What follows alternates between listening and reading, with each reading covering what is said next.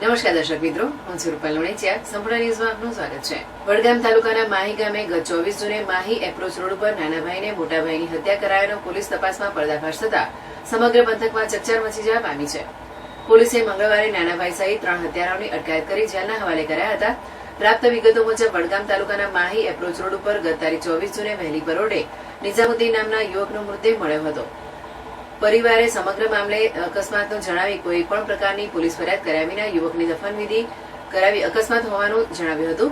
જોકે યુવકના મોત બાબતે ગ્રામજનો તેમજ મુસ્લિમ સમાજમાં અનેક તર્ક વિતર્ક થતા 4 દિવસ પૂર્વે બનાસકાંઠા પોલીસ અધિક્ષકને ઉગ્ર રજૂઆત કરાઈ હતી.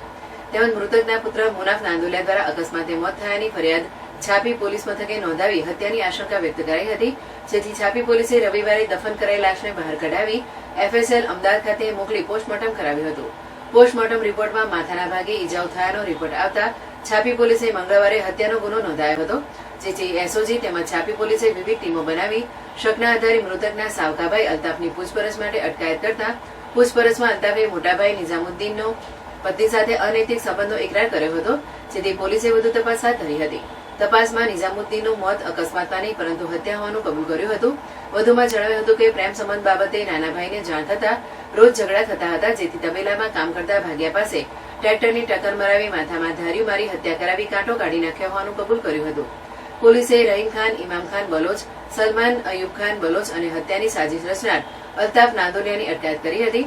સમગ્ર હત્યાની સાજિશનો પર્દાફાશ SOG PI MJ ચૌધરી, છાપી PSI SP દેસાઈ તેમજ ટીમે કરી વધુ તપાસ હાથ ધરી હોવાનું જાણવા મળે છે. છાપી પોલીસ સ્ટેશનના માહી ગામ ખાતે તારીખ 24/6/2024ના રોજ એક એક્સિડન્ટ થાય છે અને ત્યારબાદ એની અંદર મરણ જનાર જે છે નિઝામુદ્દીન નાંદોલિયા જે છે.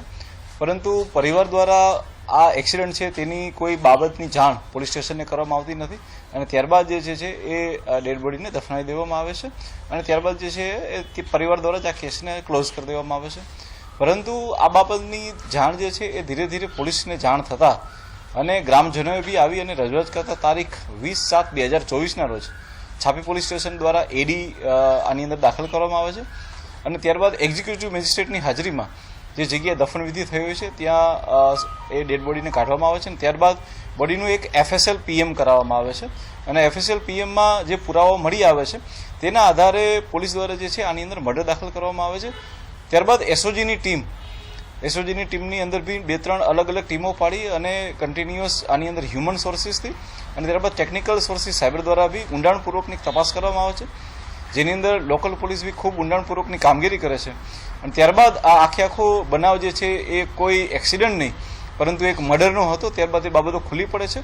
આ મર્ડરની બાબતમાં જો આપને જાણ કરવામાં આવે તો જે મરણ જનાર છે નિઝામુદ્દીન તેમના જ સગા ભાઈ એટલે કે અલ્તાફભાઈ હનીફભાઈ નાંદોલિયા અને તેમના 2 ભાગિયા એટલે કે સલમાન બલોચ અને રહીમ બલોચ દ્વારા આ હત્યા કરવામાં આવી હતી. હત્યાનું જે કારણ અને જે મોટિવ છે એ જે અલ્તાફ હનીફભાઈ નાંદોલિયા છે તે તેમના ભાભી સાથે અનૈતિક સંબંધો છે જેની જાણ પરિવારને અને ઘણા બધા લોકોને થતા અવારનવાર ઝઘડાઓ થતા હોય જેથી કરીને કાંટો કાઢી નાખવા માટે તેઓ દ્વારા આ હત્યાને અંજામ આપવામાં આવેલો હતો.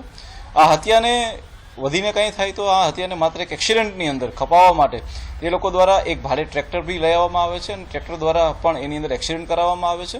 પરંતુ પોલીસ દ્વારા સમગ્ર ઘટનાની તપાસની અંદર ઘણા બધા સાયોગિક પુરાવાઓ, તમામ CCTVના ફૂટેજો, તમામ લોકોની હાજરીઓ તથા જે અમે FSL પોસ્ટમોર્ટમ કરાવેલું છે તેનો રિપોર્ટ અને ત્યારબાદ બીજા બધા પુરાવાઓને લઈ અને પોલીસે ખૂબ મજબૂત રીતે આની તપાસ કરી અને હાલની અંદર તમામ 3 આરોપીને પકડી પાડવામાં આવ્યા છે અને તેના માટેના જે બી અમારા લોકોને FSLમાં બીજા પુરાવા મોકલવાના છે તેની બી કાર્યવાહી હાલમાં ચાલુ છે.